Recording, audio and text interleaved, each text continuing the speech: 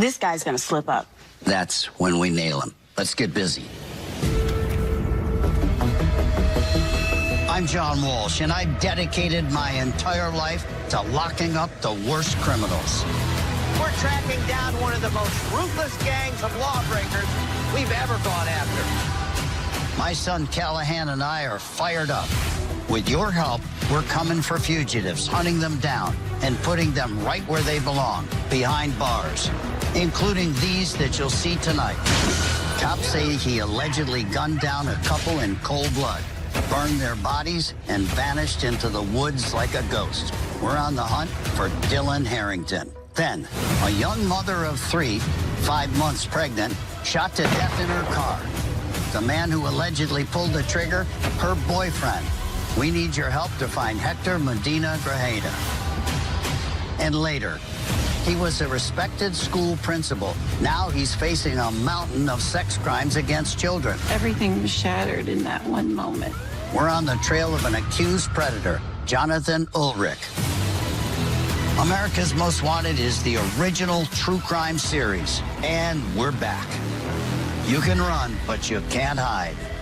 Hello, everybody. I'm John Walsh. And I'm Callahan Walsh. And this is America's Most Wanted. All new and back with a vengeance. Tonight, we're tracking down suspected predators, killers, and violent offenders who think they've disappeared, including an alleged squatter who murdered a retired couple at their mountain retreat. We'll talk with YouTube host Flash Shelton, known as the Squatter Hunter, about these dangerous and sometimes deadly intruders who take over homes. With your tips, this guy could be a whole lot closer to a jail cell than he thinks. And to date, you've helped us take down 1,198 fugitives, each capture bringing answers and justice to families torn apart by violence. One thing never changes at AMW. You can run, but you can't hide.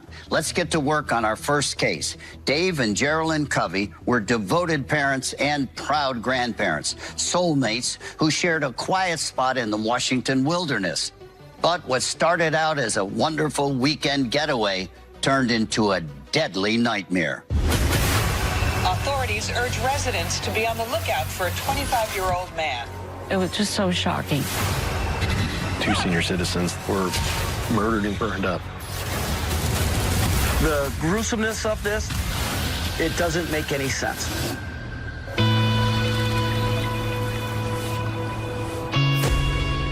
My relationship with my mom was very close. You know, she was a single mom that raised me.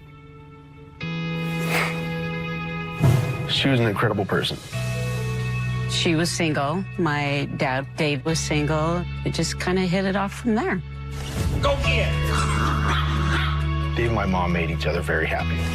They got married June 19th, 1999. They definitely were living their golden years, enjoying life. When not spending time with friends and family, Geraldine and Dave Covey retreated to their weekend getaway in Chesaw, Washington. It was beautiful. It was green, and they loved it up there. But as beautiful as it is, there's just kind of an evil and sadness.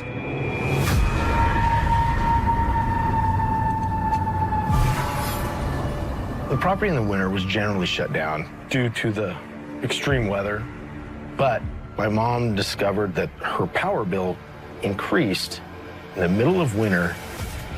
She knew there should be absolutely zero power usage up there at that time. So they went up there to see if something was going on. I had called my mom over the weekend, and she didn't answer, which is extremely uncommon for her. After 2 days of no contact, Debbie and Dean get a call that their parents' pickup truck has been found about a mile from their Chesaw property, with one of their dogs inside. At that moment, I knew something was wrong. My mom was not going to leave her truck, and my mom would never leave those dogs. We were just worried, and I told my husband, I think we need to go up and look for him, and I'm going to call the sheriff's office. My husband and I drove immediately up there. Proceeded to Chesaw. You know, we just aren't sure what we're going to run into. When we first get there, we went straight to the trailer. You could tell They had not been there. They had not slept there. They had not cooked there. I saw fresh footprints. I thought it was really strange, so we followed the footprints. The tracks led Steve and the deputy to a neighboring property where they discovered a dilapidated cabin. It's an old homestead. Most of the roof was falling in. I proceeded to walk in, and somebody has been there. Somebody was squatting, and there was this motorcycle, one of Dave's bikes. What is it doing in this cabin?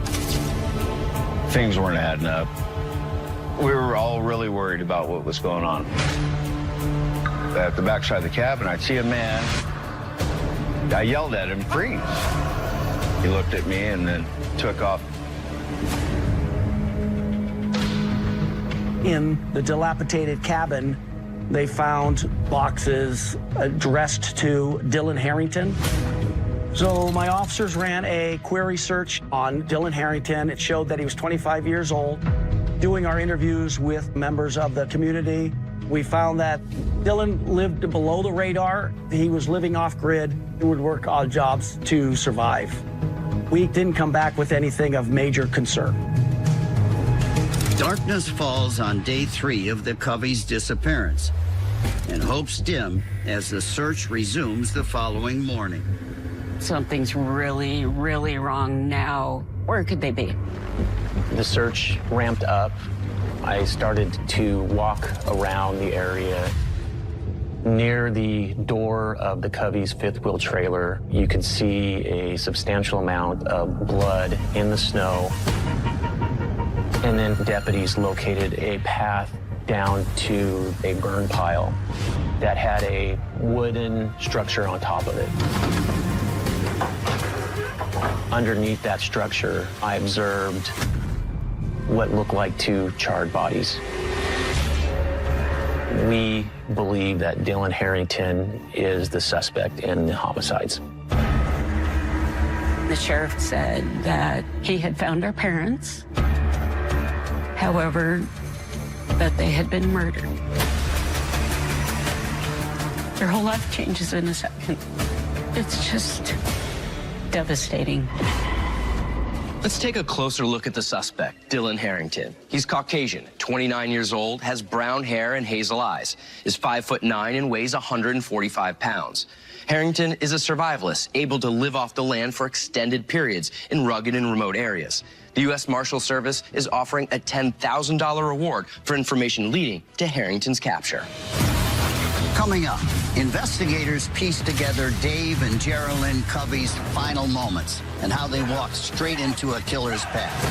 Then, a pregnant mother of 3 is found shot dead in her car. We need your tips to find the dirtbag who allegedly pulled the trigger and vanished without a trace.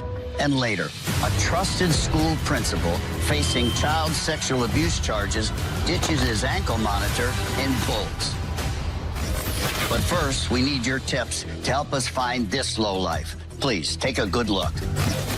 Washington, D.C., a late-night burglary where these 3 thieves make out with thousands in merchandise. Just before 3 a.m., a dark-colored sedan slowly pulls up to the Creep Clothing Smoke Shop on Minnesota Avenue. Suspects approach the building, one holding a brick in his hand. Moments later, that brick smashes through the glass. It's calculated burglary. The 3 suspects grab electronics, merchandise, and anything they can carry. One by one, they climb over the counter into the employee-only area. On surveillance, a suspect is clearly seen rummaging through a storage closet, digging through boxes like he knows exactly what he's looking for. The suspects, believed to be 3 black males, are seen wearing dark hoodies and face coverings. If you recognize any of these suspects, call 866-AMW-TIPS or go to amwtips.com. You don't want to. Now, welcome back. A sweet retired couple heads to their mountain home, only to be ambushed and murdered. Now the suspect, Dylan Harrington, is on the run.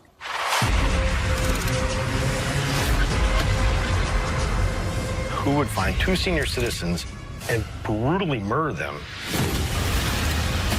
From that burn pile, investigators located footprints leading down to Dylan's cabin. Inside the cabin was firearms and ammunition, confirmed stolen from a burglary the previous summer. I believe when the Coveys arrived at their property, they surprised the suspect. They threatened that they were going to call the sheriff's office, at which time he panicked, and then he allegedly shot them. Then he dragged their bodies to the fire pit and allegedly sets their bodies on fire. What was left of them after what he had done could fit in a small cardboard box. I mean, it was unbelievable. Over $10 in power. I don't dwell on how they died, but I know that they're okay. We're not, but they are. The last known sighting of Dylan Harrington was on February 15th, 2022, the day Steve Springer spotted him near the cabin. We believe Dylan has adapted to slip through the cracks. He did not have a job. He did not have an active bank account. Very little use of social media. We believe Dylan Harrington is armed and dangerous. I believe Dylan Harrington could do this again, and it would be not even a hiccup in his life. When he is apprehended, I'm hoping justice is served. It just takes one person to say something. Maybe they don't think it's important, but it is. Joining us now is Flash Shelton, known as the Squatter Hunter, host of his own popular YouTube show. A nationally recognized force taking on squatters, exposing scams, and fighting for homeowners across the country. Thanks for being here. Thanks for having me. Absolutely. Now, just like the Harrington case, you noticed a spike in the electric bill that tipped you off to squatters in your mother's home. Yeah, that's correct. My father had passed away. I moved my mom in. We tried to sell the house, and there shouldn't have been anyone there. There shouldn't have been an electric bill. And then I witnessed 3 cars and 7 people walking out of the house that morning while I was watching the property. That's crazy. I mean, what's going through your mind? All I could think of is if they could take a house, I could take a house. So I got 7 squatters out of my house in less than a day. Wow. And now you help others get squatters out of their homes. Yes, because for squatters, it's a game to them. They might look like your neighbor, but they're able to put their head down on their pillow and sleep at night knowing that they're absolutely tormenting and destroying families. What do you think Dave and Geraldine could have done differently now looking back? When they noticed that electric bill rise, what should they have done? Well, I mean, I promote cameras and security system. You know, there's got to be some way of documenting things. An alarm system. If somebody goes into your house, you'll have law enforcement response. The other thing is you can register a non-trespass with the local law enforcement. So if someone is there, they can be arrested on the spot. That's a great tip. Based on your experience with squatters, do you think Harrington is a professional or just a desperate kid? At the time of the murders, he had only been living this way for about a year. So I didn't see him as a professional squatter. I felt that he was trying to find his own way. At this point, he has years of experience, and I believe that his survival skills have kicked in, and he's used to now living like this. Likely getting better and better at his craft. Yes, he is going to be in remote locations, possibly a campground, and he's going to be going on the outskirts. I think trail cameras, when you're looking for someone like this individual, can be very useful. Now, Dylan was local to the area, so what should AMW viewers be on the lookout for? Well, we know that he was doing odd jobs for a living. He might have the handyman mentality of doing things for neighbors and, you know, whatever. And cash under the table. Cash under the table. He's most likely not working a regular job. That means that he has good resources in the area, friends, people that might trust him. So reach out to them and appeal to them to help him do the right thing. You've got your own network of these squatter hunters out there trying to help you do what you do best and get these homes back to the rightful owner. But in a case like this, I'm sure your viewers would eat this up. You know, my viewers are very vigilant, even when dealing with somebody who just wrote a bad check. I think this is going to hit home with them, and if they notice anything about anyone, I expect them to bring it to you. With the AMW viewers and the squatter hunter viewers, this world's going to be a lot smaller place for this guy. I agree with that, 100%. Flash, thanks for being here. Really appreciate it. Thanks for having me. Absolutely. Let's take another look at Dylan Harrington. He's Caucasian, 29 years old, has brown hair and hazel eyes. He has facial hair on his chin, but he may be shaved. He was last seen in Chesaw, Washington, when Dave Covey's son-in-law spotted him near the cabin. Harrington has family ties to Omak and Spokane, Washington, but he may have slipped across the border to Canada or across state lines to Idaho or Montana.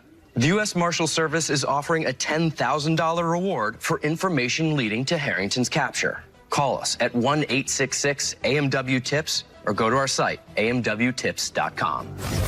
Coming up, she was a loving mother, sister, and friend, pregnant with her 4th child when she was brutally murdered. Now her heartbroken family needs your help to bring this alleged killer to justice. Stay with us. We'll be right back. June 10th on Fox.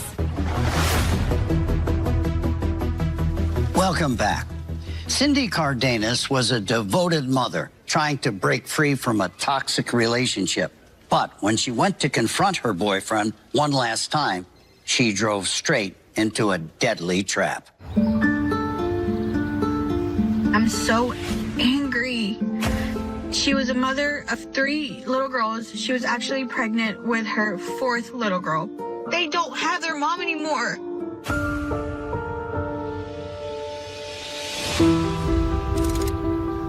My name is Abigail Garcia.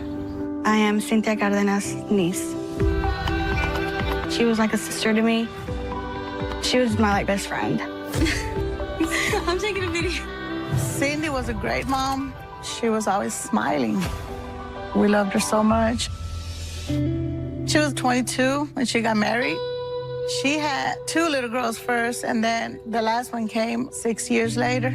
She always made sure the girls had everything they needed. When Cindy and her husband separated, she started having a little fun for herself, something that for many years she really didn't do. She started to get out there. She would go to the bar, you know, she was having a good time. And then Hector came along. Hector was just Cindy's type. He was manly, he had the muscles, and she was attracted to his physical appearance. He just came from Mexico about 6 months ago. He really didn't speak any English. And that's truly all we knew of him. He really didn't engage with anyone. Hector's relationship with Cindy just seemed more possession than love. It was never love. No, it didn't look like love. A few months pass, and Cindy finds out that she's pregnant. She calls me, she tells me, I truly believe Hector is not the father. Hector ended up saying, I want to be here for you and the baby. I couldn't believe that he was fine with that. You know, Hector didn't seem like the type to raise another man's child. On August 27th, 2022, we were celebrating my cousin Juan's birthday.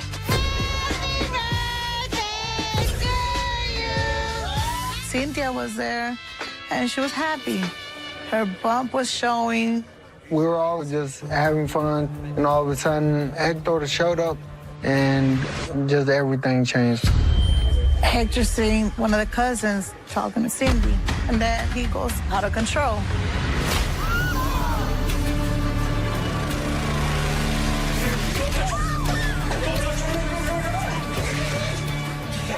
I thought he was gonna shoot me.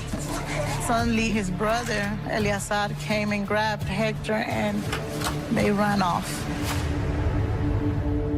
I think that's when Cindy realized, like, how dangerous Hector was. I think she was terrified.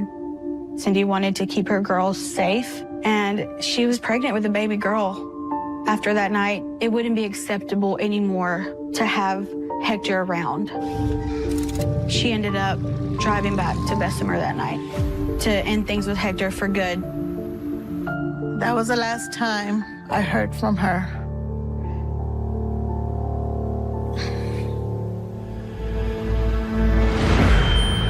We kept calling her, and Cindy never answered the phone. Something in me just told me you have to go. When I first got to my Aunt Cindy's, I see her cars running. Cindy was kind of slumped over. I said, Cindy, wake up, did you fall asleep? And I pulled my hand back and it was covered in blood. That's for 911. I just pulled up to my aunt's house and, she's bleeding. Cindy, oh my goodness, she's not responding. When I arrived on scene, there was blood on the dashboard. It appeared the victim was shot at close range. I noticed no signs of a struggle at all of her trying to get away or someone trying to get at her. I don't think she even saw it coming. Let's take a closer look at Medina Grajeda, who's wanted for capital murder. He's a Latino male, 28 years old, 5'8" tall, and 175 pounds. If you recognize him or have any information on his whereabouts, we want to hear from you. And remember, you can remain anonymous. Call us at 1-866-AMW-TIPS or go to amwtips.com. Coming up, police zero in on how the suspect got away and a brother who provides the first big break in the case. And later, a school principal accused of child sex crimes cuts off his ankle monitor, leaves a chilling goodbye note, and slips into the night. But first, we really need your help tracking down these dirtbags. Chevy Chase and Bethesda, Maryland. Shocking footage of defiant young crooks loading up on stolen merch in broad daylight. Cops say 7 thieves ripping off major retailers made off with thousands of dollars in goods over a 4-month period. And talk about brazen, the crew even robbed some stores more than once. The heist began in August 2024. A CVS employee filmed this lowlife stuffing what looks like gallons of detergent into a huge tote. 2 months later, at a Gap clothing store, watch as one perp throws piles of sweaters into a bag, while a cohort scoops up kids' clothing by the handful. Police believe these shady shoplifters are connected to at least 11 incidents in 4 locations across the county. On April 3rd, 2025, 24-year-old Tyrone Harrington, the alleged ringleader, was arrested. Also arrested, Erliana Lakeisha Brown. A person of interest has been identified as 39-year-old Ernest McKeechan. But there are still 4 suspects at large. If you recognize them, send us your tips at 866-AMW-TIPS or go to amwtips.com. More cases after the break. Welcome back. 3 little girls are now motherless after Cindy Cardenas was allegedly gunned down by her coward boyfriend. I'll talk to Cindy's family in a moment about the heartbreak they're living every day. But first, detectives piece together the suspect's escape and discover where this alleged killer might be headed.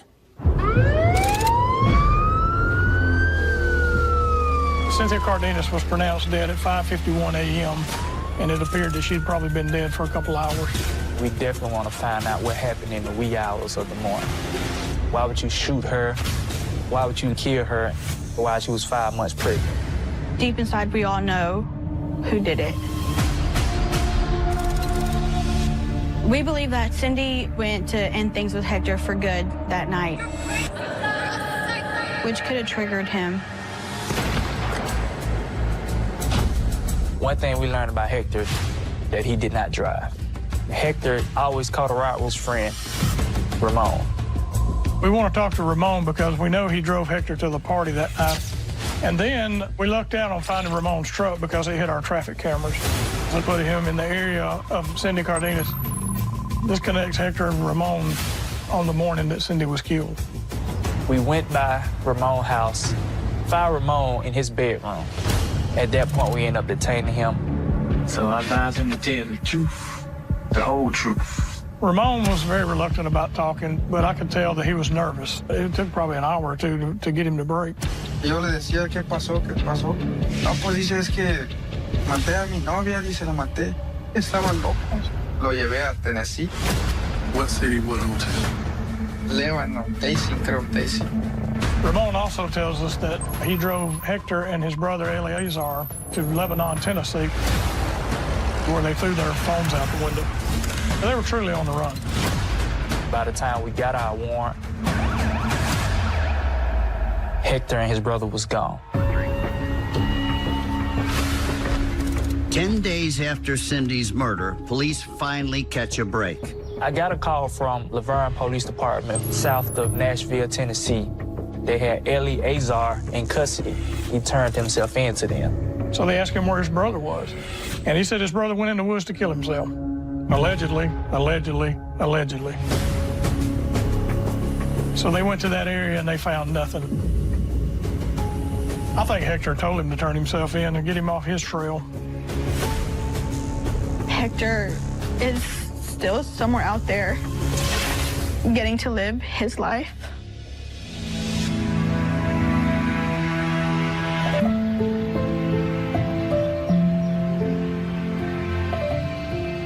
I think it's been the 2 worst years of our lives. And I miss her, like, just her. If I was able to talk to her, I just would want her to know that we love her. We think about her daily. We all do. But it's just tough. Cindy's killer didn't just destroy her life. He destroyed all of our lives. I'm now joined by Cindy's sister and niece, Myra and Abby. First, I'm so sorry for your pain. Thank you for being so brave to come here today, and I'm hoping that we can end that pain and catch this coward. Thank you, sir, for having us. Do you know how this relationship got so toxic? We actually don't know how it started. One time we went out to eat, only girls. Right. And then my sister received a message and said, "What are you doing in that restaurant?" And she was like, "How he knows we're here?" So he was obsessive, possessive creep. Yes, sir. Did Hector get more aggressive when Cindy got pregnant? I think he tried to control her more. I actually think my sister didn't want him around. We actually think that she probably wanted to finish after what he did that night in the party. What did he do at the party? We just thought somebody was looking at my sister. He got a gun out. I'll try to say, put that away, there's kids. And he just aggressively got it and pointed in my face. I thought I was gonna die, You did? Yes. Right. I couldn't say nothing else. I was in shock, silenced. And I told her, it's time to get away, And I know she was trying to get away from him, but he would not let her get away, And now it's too late to ask for stuff like that, How pregnant was she? She was 5 months. 5 months, so she was along. She was. People need to turn this coward in before he flips again. What did he do for a living? He installed fire sprinklers in buildings. Right. So that's a good clue. They would travel to different states, Yeah. And when that happened, they would travel in Tennessee, They also worked in North Carolina in the past. He's out there somewhere else. He could be starting a whole new life with another woman. She might have no clue how dangerous he really is. Right. If you could go back in time to that party, what would you tell your sister? If, we're all so close. I just wonder why you didn't feel comfortable telling us how dangerous he was. Mm-hmm. You know how we all would have jumped in to help.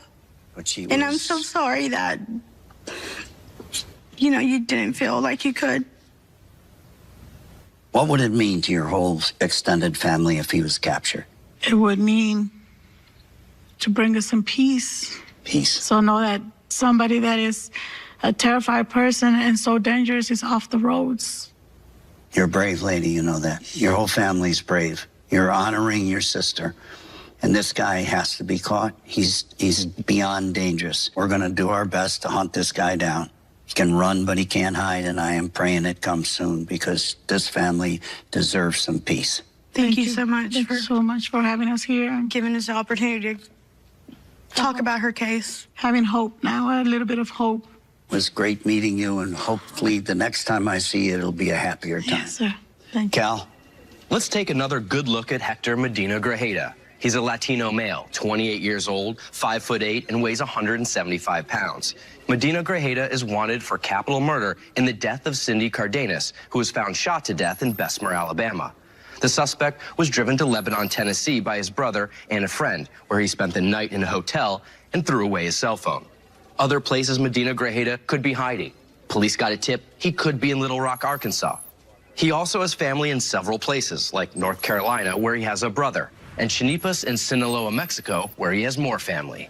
If you have any information on Medina Grajeda's whereabouts, your identity will be protected. Call us at 1-866-AMW-TIPS or go to amwtips.com.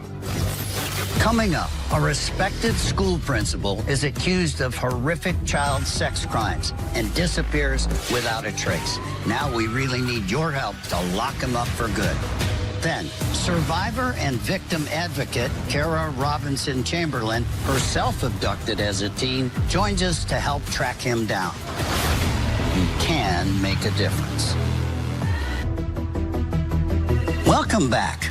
He was the picture of trust, a respected elementary school principal, until he was unmasked as a child predator. Jonathan Ulrich was about to face some very tough justice. Then he ripped off his ankle monitor and vanished. Now, we want to warn our viewers, this is some disturbing stuff. Parental discretion is advised. Jonathan Ulrich is a wolf in sheep's clothing. I'm Pamela Anderson. I'm an Assistant District Attorney General for the 22nd Judicial District. The allegations in this case are rape of a child and aggravated sexual battery. At the time these crimes occurred, Jonathan Ulrich was a first grade elementary school teacher.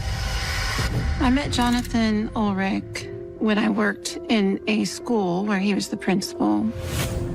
I was teaching there, and we just began talking. He's very intelligent and charming. He was very well respected. In fact, he was awarded Teacher of the Year one year. We courted for about a year before we got married. I really thought that I had found someone. But over the years, Jonathan seemed to change. He became more agitated. And he would even say he had a dark side that nobody knew about. One day, I had a conversation with children close to our family. These children revealed to me that Jonathan had touched them inappropriately. Everything was shattered in that one moment. It was devastating. Jonathan Ulrich's wife reached out to law enforcement and advised us that Jonathan Ulrich had been molesting children. The victimization occurred from the time that they were 11 through 13. But without having evidence, we couldn't just take him into custody. So the detectives were able to gather statements of witnesses, and they went and got in front of a grand jury to seek indictments. Authorities obtained an order of protection that would ensure that the victims in this case could not be contacted. The defendant had to stay away from them. Deputies were trying to serve the order of protection on him. Deputies pulled up to the house and they saw Mr. Ulrich, but he immediately ran back in the house and barricaded himself. This was a very tense situation. It was believed that he had weapons in the home. After several hours, he finally came out and was taken into custody. When Mr. Ulrich was questioned about the allegations, he kept saying the demons made him do it. Ulrich faced dozens of charges for the years of alleged sexual abuse against his two young victims. He's released on bond on the condition that he wear an ankle monitor to track his location. I was afraid of what he was going to do. I did believe he was going to come after me. I believed that I was in danger. With the trial date approaching, Ulrich's ankle monitor is tampered with and stops moving. When the officers got there, they found the ankle monitor had been removed from Mr. Ulrich and a note indicating that he was potentially going to commit suicide. According to his note, he gave coordinates where he would be found, which of course was not successful. He made it look like as if he had jumped off of a cliff into a rock quarry that was full of water. Nothing was ever found there. We don't believe that he was there. Just believe that was his ploy to make it look like he was deceased in hopes that we quit looking for him. Mr. Ulrich, he is a chameleon who can make himself fit into his environment. Jonathan Ulrich poses a danger to young children. That's why it's so important we bring him to justice and stop the threat. I pray to God that he is found. I am not a coward, and I'm coming forward for the victims. They deserve to have their day in court. He does not deserve to be free. To help us with this case is Kara Robinson Chamberlain. She was only 15 years old when she escaped a predator who allegedly had already killed 3 teens. She's now a victim's advocate to help others stay safe. Long time no see. I haven't seen you in 23 years. Yeah, it's been a minute. Thank you for being here. You're a brave, brave lady, and you're telling the rest of the world that you will survive. Can you tell us a little bit about what happened to you? Absolutely. When I was 15 years old, I was kidnapped at gunpoint by a stranger from my friend's front yard. He approached me. He did not look creepy or scary. Right. And was able to take me to his apartment where he held me captive for 18 hours, sexually assaulted me until I was able to escape. And tell me, did the perpetrator get distracted? He fell asleep. He fell asleep in his apartment. I always was amazed at how you could do it. You saved your own life, basically. Thank you. I always try to explain to people that no one is on their guard 24 hours a day. Right. I mostly was able to stay calm, gather information, and wait on my captor to become complacent. I went to law enforcement, was able to give them information about my captor. So they were able to take that information and start searching for him. The cops that I talked to that were involved in your case 23 years ago said it was admirable how brave you were and how much you wanted this bad guy caught so he wouldn't hurt other kids. I commend you on that. Is this fugitive Ulrich like the perpetrator that kidnapped you? I would say there are some similarities. You have the fact that Ulrich is someone who's not acting impulsively. So this means that he can be a little more dangerous because he's not afraid to wait things out. He can hide in plain sight. He can manipulate people to get what he wants. And that's very similar to my captor. And I guess it must have been really hard for the victims in this case, saying it's the school principal. In a situation like this, there's often a power play, and that can be just as captivating as physical constraints. It makes it even more horrifying for a victim to think about disclosing because it's someone that you trusted, and then to go on and try to trust someone else to share that, it's difficult. Ulrich left a suicide note. Do you think he would ever do that? People that are committing crimes like this, they are very arrogant, and often suicide comes when there's no other options. In this case, I don't feel like it's likely. I think it's more likely that he's on the run. Yeah. Why do you think he's been out there so long? Because he's so charming type of guy? His appearance changes dramatically. And all of the photos that we've seen, he looks different in every single one. So we know that he's a little bit of a chameleon. Right. We also know that he knows how to utilize his personality to make himself appear safe. Do you think he could be working around children now? I think that we can't rule it out. Right. We all have a survival mechanism that notices when something doesn't quite feel right. If something feels weird, go the other way. Hits you in the gut, follow your stomach. That's right, exactly.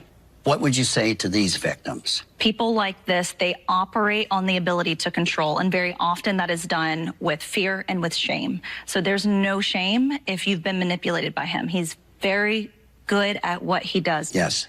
There are so many amazing resources out there, and you're not broken, and you're also not defined by this terrible thing that happened to you. For sure. That's a really good point. Well, it's great to see you. Yeah. I hope I see you sooner than 23 years ago. Yeah, absolutely. Look at you, beautiful lady out there telling other people how to be safe. God bless. Thank you. Cal. Okay, here's a close-up on Jonathan Ulrich. He's Caucasian, 53 years old, 5'6", weighs 180 pounds, and has brown hair.